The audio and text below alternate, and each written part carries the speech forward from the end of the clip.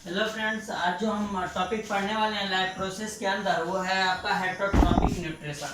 हम इससे पहले जो टॉपिक पढ़े थे वो टॉपिक था ऑटोट्रॉपिक न्यूट्रिशन। और ऑटोट्रॉपिक न्यूट्रिशन के अंदर हम देखे थे कि ग्रीन प्लांट के अंदर जो फोटोसिंथेसिस का प्रोसेस था वो किससे हो पाया था। अभी का जो टॉपिक है ये हेटरोट्रॉपिक्स, और हम ये बात जानते हैं कि ऑटोट्रॉपिक्स का मतलब था सेल्फ न्यूट्रिशन, और हेटरोट्रॉपिक्स का जो यहाँ पे मतलब होता है ये होता है डिपेंड्स ऑन अनदर्स।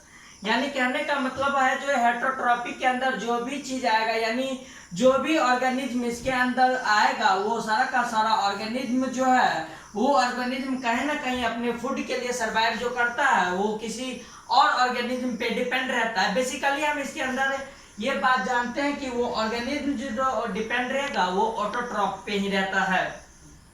इसी के अंदर अगर हम बात करते हैं तो बताया जाता है कि अगर इसके अंदर मोड ऑफ न्यूट्रिशन का बात करें हेटरोट्रॉपिक के अंदर तो बताया जाता है कि which organism derive their nutrition by taking readymade food. यानी कहने का मतलब ये होता है कि ये कहीं ना कहीं किसी और जीव पे ये डिपेंड करता है अपने फूड के लिए, और उसी जीव के अकॉर्डिंग वो अपना फूड लेने का कार्य करता है।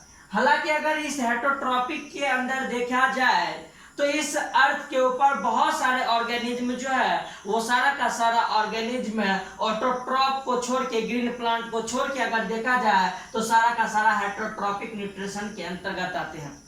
हम ये बात भी जानते हैं कि हेटरोट्रॉपिक्स को 3 भाग में बांटे थे। एक पैरासाइटिक था, सेप्रोफाइटिक था और होलोजोइक था। हेटरोट्रॉपिक के अंदर इस अर्थ का लगभग 75% जो ऑर्गेनिज्म होते हैं वो हेटरोट्रॉपिक न्यूट्रिशन के ही होते हैं, क्योंकि हम जानते हैं कि बहुत कम ही जीव ऐसा सरवाइव करते हैं कि जिसके अंदर खुद से सेल्फ इम्प्लीमेंट फूड का प्रोसेस होता है। बाकी सबके पास जो होते हैं वो हेटरोट्रॉपिक न्यूट्रिशन होता है, यानी फूड के लिए कहीं ना कहीं वो किसी और ऑर्गेनिज्म पे जो है वो डिपेंड रहने वाले हैं। इसके अंदर वही बात बताया गया है कि इसके अंदर अगर फूड का बात करें, न्यूट्रिशन का बात करते हैं तो ये कहीं ना कहीं और से अपना भोजन लेने का कार्य करता है। अब बात ये बताई जाती है कि अगर इस धरती के ऊपर ऑटोट्रॉपिक को छोड़ दे और ऑर्गेनिज्म को देखा जाए तो बहुत सारा ऑर्गेनिज्म है, ये हम जानते हैं। अगर बहुत सारा ऑर्गेनिज्म हम लोग के पास है तो आप ही बताइए क्या सारा ऑर्गेनिज्म के अंदर मोड ऑफ न्यूट्रिशन यानी पोषण करने की जो विधि होगी क्या वो एक जैसी होगी कि या अलग अलग होगी। हम इस बात को भी जानते हैं कि इस अर्थ के ऊपर बहुत सारे सूक्ष्म जीव है और बहुत सारे कॉम्प्लेक्स जीव है, यानी सिंपल जीव और कॉम्प्लेक्स जीव है। सिंपल जीव का अगर हम बात करेंगे तो ये बात हम जानते हैं कि अगर सिंपल जीव होगा तो उसका न्यूट्रिशन का अगर हम बात करेंगे तो उसका सिंपल सा न्यूट्रिशन होगा। यानी अगर हम बात करेंगे सिंपल ऑर्गेनिज्म से अगर कॉम्प्लेक्स ऑर्गेनिज्म के अंदर जाएंगे तो सीधी सी बात है कि उसका फूड हैबिट जो होगा वो भी बढ़ेगा। जैसे अगर सिंपल के अंदर छोटा छोटा कोई जीव आता है तो उसके अंदर भोजन लेने का कोई भी जो चीज होगा वो स्मॉल पार्टिकल्स होगा, ये बात हम जानते हैं, और उस स्मॉल पार्टिकल से वो अपना सारा का सारा न्यूट्रिशन जो होता है अपने बॉडी के अंदर प्रोवाइड करवाता है। लेकिन अगर हम कॉम्प्लेक्स के अंदर देखेंगे यानी ह्यूमन बींग्स के अंदर देखेंगे तो हम जानते हैं कि यहाँ पे कॉम्प्लेक्स सब्सटेंस यानी फूड मटेरियल जो हम लोग लेते हैं वो हम जानते हैं कि कार्बोहाइड्रेट के रूप में लेते हैं, और कार्बोहाइड्रेट जो होता है वो हम जानते हैं कि एक कॉम्प्लेक्स होता है। प्रोटीन के रूप में लेते हैं, ये बात जानते हैं कि प्रोटीन एक कॉम्प्लेक्स फॉर्म होता है। हम फैट्स का अगर बात जानते हैं तो फैट्स जानते हैं कि एक कॉम्प्लेक्स मॉलिक्यूल होता है। यानी हम सिंपल से कॉम्प्लेक्स की ओर जाए तो हम लोग का फूड मटेरियल जो होता है वो भी जो है चेंजिंग होते रहता है। तो रीजन इसका क्या है, उसी रीजन को समझने के लिए हम इस टॉपिक के अंदर ये सारा चीज पढ़ने के लिए पढ़ेंगे और देखेंगे कि रियलिटी में ये बात होती क्या है। सही में सिंपल ऑर्गेनिज्म के लिए सिंपल होना चाहिए और कॉम्प्लेक्स के लिए कॉम्प्लेक्स, ये चीज को हम देखेंगे। फिर आगे जब इसके अंदर देखा जाता तो ये बात बताया जाता है कि the form of nutrition differ depending on type या and availability of a food material। ये बात भी सही है कि अगर हम बात करेंगे तो फूड मटेरियल के ऊपर भी ये सारा कुछ डिपेंड करता है। बहुत सारा ऑर्गेनिज्म का फूड मटेरियल और फूड हैबिट्स जो होते हैं वो उसके अकॉर्डिंग होते हैं। समझने के लिए अगर हम बात करेंगे तो आप जाके एक छोटे से जीव के लिए एक मस्क्यूटो का हम बात कर लेते हैं। क्या मस्कीटो को दाल चावल सब्जी खाने के लिए देंगे तो वो खा पाएंगे? स्वाभाविक सी बात है कि नहीं खा पाएंगे। अगर हम बात कर लिया जाए कि कोई अगर हम कार्निवोरस एनिमल के पास जाए और उसको हम अगर बात कर दे कि कोई अगर उसके अकॉर्डिंग का फूड उसको अगर ना मिले तो क्या वो खा पाता है? नहीं खा पाता। शेर के आगे अगर हम घास लेके जाए वो खा पाएगा? नहीं खा पाएगा। बकरी के अगर आगे हम मांस लेके जाएंगे खा पाएगा? नहीं खा पाएगा। इस बात को हम जानते हैं कि अलग अलग ऑर्गेनिज्म के अंदर फूड हैबिट्स जो होते हैं वो भी क्या होते हैं? अलग अलग होते हैं। इस बात को हम जानते हैं तो उसी अकॉर्डिंग बताया जाता है कि इस धरती के ऊपर बहुत सारे ऑर्गेनिज्म रहते हैं जिसका न्यूट्रिशन जो होता है वो डिफरेंट टाइप का होता है। उसका एक बॉडी स्ट्रक्चर जो होता है उसके ऊपर भी फूड मटेरियल डिपेंड करता है।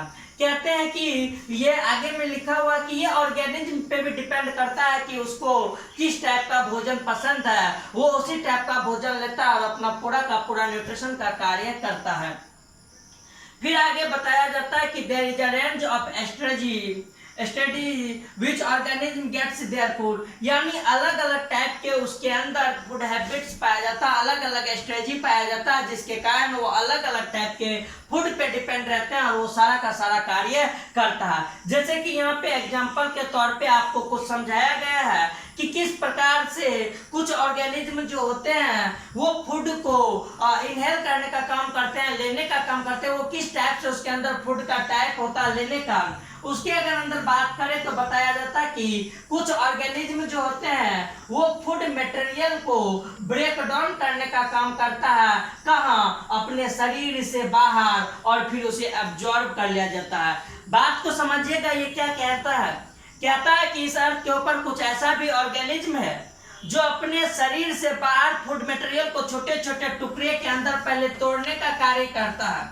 यानी ऑर्गेनिज्म अगर कोई सा एगो बात कर दिया, जो कोई एक ऑर्गेनिज्म मान लेते हैं, ये ऑर्गेनिज्म पहले इसको जो फूड मटेरियल मिलेगा वो फूड मटेरियल को छोटे छोटे टुकड़े में पहले तोड़ने का काम करेगा, और जब छोटे छोटे टुकड़े में वो टूट जाएगा तो ये ऑर्गेनिज्म इसको अपने बॉडी के अंदर बताया जाता है कि क्या करने का काम करता है, तो एब्जॉर्ब करने का कार्य करता है। जैसे एग्जांपल के तौर पे अगर देखा जाए तो बताया जाता है fungi, bread malls, Yeats and mushroom.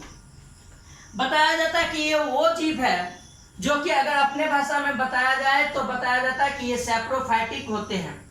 अगर इस ऑर्गेनिज्म का बात करेंगे तो ये सारा का सारा ऑर्गेनिज्म जो आपका आएगा वो आएगा सैप्रोफाइटिक के अंदर। सैप्रोफाइटिक करने का मतलब होता है ये सब, अगर आप इसके भाषा में बात करें तो ये केमिकली डिपेंडेंट ऑर्गेनिज्म होते हैं। कैसे? तो ये केमिकली डिपेंडेंट ऑर्गेनिज्म इस बेसिस पे होते हैं। बताया ये जाता है कि अगर हम इसके अंदर बात करें,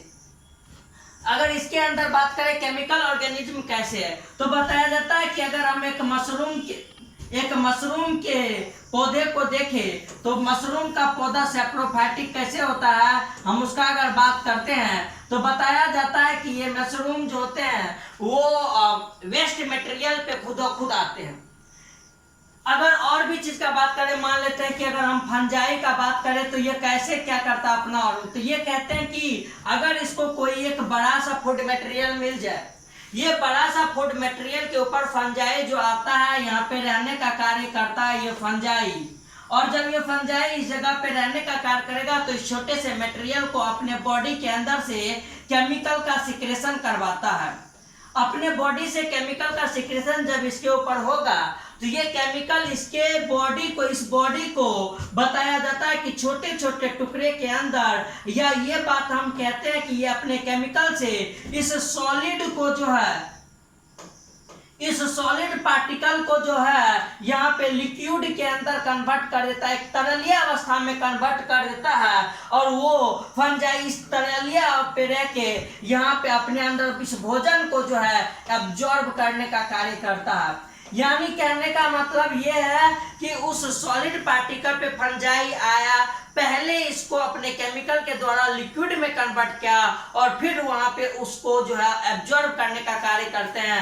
इस टाइप के जीव को सैप्रोफाइटिक जीव के नाम से जाना जाता है। यानी किसी पे तो और निर्भर रहेगा, लेकिन निर्भर रहने के लिए वो अपने बॉडी से अपने बॉडी के अंदर भोजन को लेके उसको छोटे छोटे टुकड़े में कन्वर्ट नहीं करेगा, अपने से दूर पहले उसको कर लेगा और फिर एब्जॉर्ब करेगा। जैसे अगर इसका कंपैरिजन अगर हम ह्यूमन बीइंग से करना स्टार्ट कर दे सैप्रोफाइटिक का, समझाने के लिए कैसे हम ये बात जानते हैं कि दाल चावल सब्जी या कोई भी चीज को हम अपने बॉडी के अंदर लेते हैं, खाने का काम करते हैं, अपटेक करते हैं। अपटेक किए फिर हम जानते हैं कि हम लोग के पास ऐसा प्रोसीजर होता है कि उस कॉम्प्लेक्स चीज को स्मॉल पार्टिकल में तोड़ देते हैं। तो दांत के द्वारा चबा के तोड़ते हैं, फिर उसको हम लोग का स्टोमक लेता है और स्टोमक लेने के बाद हम जानते हैं कि और उसे मैक्रोमोलिक्यूल्स के अंदर कन्वर्ट कर देता है और फिर उसके द्वारा हम लोग का स्मॉल इंटेस्टाइन के अंदर वो जो होते हैं एब्जॉर्ब हो जाते हैं, एनर्जी मिलता है। लेकिन बेचारा इस फंजाई के पास वैसा सिस्टम तो मौजूद ही नहीं है।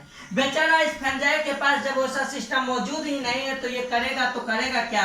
तो भगवान इसके लिए भी कुछ ना कुछ सोचे हैं और बताएं कि तो अपने शरीर से केमिकल का सिक्रेशन करवाना और उस केमिकल के सिक्रेशन से पहले उस सॉलिड वाले पदार्थ को जो है तुम लिक्विड में कन्वर्ट कर देना और तुम्हारे बॉडी के अंदर जो एब्जॉर्बिंग का क्षमता होता है उससे तुम उसको एब्जॉर्ब कर लेना। इस तरह से सैप्रोफाइटिक वाला जीव जो होगा अपना भोजन को ग्रहण करने का काम करेगा, लेने का काम करेगा। लेकिन धरती पे इसी टाइप का ही सिर्फ जीव नहीं पाए जाते हैं। कुछ जीव ऐसे होते हैं जो कि पैरासाइटिक होते हैं और पैरासाइटिक जीव अगर बात करें तो बताया जाता है कि ये हॉल मटेरियल को जो है लेने का काम करता है और शरीर के अंदर में जाके उसे तोड़ने का भी काम करता है। जैसे एनिमल का बात करते हैं इसके अंदर, यानी ये जो है ये होलोजोइक का बात कर रहा है। किसका बात कर रहा है? तो होलोजोइक के, जिसके अंदर ह्यूमन बीइंग्स सब आता है, यानी हम लोग भी आते हैं। हम इस बात को जानते हैं कि ये होलोजोइक जो होता है ये पहले इस फूड को क्या करता है?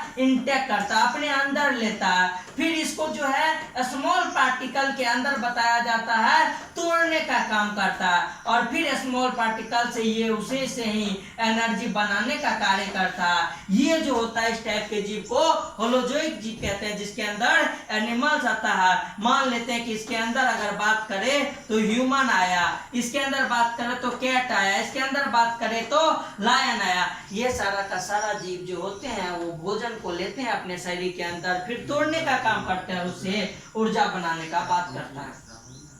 तीसरा अगर इसके अंदर अगर हम बात करें तो वो होता है कौन? तो पैरासाइटिक न्यूट्रिशन। पैरा का मतलब सीधा होता है डिपेंड ऑन अदर, यानी भोजन के लिए किसी और पे ये डिपेंड रहते हैं। बताया जाता है कि some organism derive nutrients from a plant या एनिमल विदाउट किलिंग देम। बिना मारे हुए अगर जो जीव अपना भोजन प्लांट और एनिमल से लेता है, हम उसको जो बात करें तो पैरासाइटिक न्यूट्रिशन के तौर पे जाना जाता है। जैसे इसके अंदर एग्जांपल कस्क्यूटा आता है, अमरबेल इसको दूसरे भाषा में कहते हैं, टिक्स आता है जिसको अपने भाषा में मतलब कहने का मतलब ये बॉडी के ऊपर रह के वहां से एब्जॉर्ब करता है। लाइस आता है, लाइकेंस आता है, टैपवर्म आता है। ये सारा वो ऑर्गेनिज्म है जो भोजन के लिए दूसरे पे डिपेंड रहेगा लेकिन उसका बिना किलिंग किए। कैसे? अगर उदाहरण के तौर पे हम कस्क्यूटा का देखते हैं, अमरबेल का देखते हैं। अमरबेल का जो ये वृक्ष होता है कस्क्यूटा, ये किसी प्लांट पे होता है ग्रीन कलर का ही। अमरबेल ऐसा है कि होगा ग्रीन कलर का, ग्रीन कलर होने के बावजूद भी इसके अंदर फोटोसिंथेसिस का प्रोसेस नहीं होता है। एक पौधा है ये जो कि दूसरे पौधा पे निर्भर रह के बताया जाता है कि उसका जो न्यूट्रिशन बनता है उस न्यूट्रिशन को इसका जो बॉडी इसके अंदर जो चारों साइड से लपेटा रहेगा, उस चारों साइड से लपेटे रहने के दौरान बताया जाता है कि उसे न्यूट्रिशन को एब्जॉर्ब करने का काम करता है। अपने भाषा में अगर बात करें तो जैसे देखिए मॉस्किटो को अगर हम ले लें तो मॉस्किटो जानते हैं कि वो भोजन के लिए दूसरे पे निर्भर इसलिए रहता है। एक बात हम करें भोजन के लिए नहीं, खास करके वो अपना रिप्रोडक्शन को पूरा करने के लिए जन्म को पूरा करने के लिए वो किसी ह्यूमन के बॉडी के ऊपर आके वहां से फूड को, ब्लड को जो है सकिंग करने का काम करता है, जिससे कि उसका कहते हैं एनर्जी तो मिलता ही मिलता है, साथ में उसका रिप्रोडक्शन का साइकिल जो होता है वो भी पूरा होता है। जैसे अगर हम अपना बाल के अंदर बताया जाता है जो जू होती है, वो जू भी जो होता है जिसे लाइस के नाम से जानते हैं, कहा जाता है कि वो भी हम लोग का ब्लड सकिंग करता है बिना मारे हुए, बिना कुछ किए हुए। तो ऐसे टाइप का जो जीव होता है वो पैरासाइटिक के अंदर आता है। टेपवर्म हम लोग के बॉडी के अंदर भी पाया जाता है। बताया जाता है कि हम लोग का जो भोजन वहां पे बनता है स्मॉल इंटेस्टाइन के अंदर, वहां से भोजन को वो गैदरिंग कर लेता है, ले लेता है, ऑब्जर्व करता है और वो वहां पे मौजूद रहता है। तो इस टाइप के जीव जो होते हैं वो हेटरोट्रॉपिक के अंदर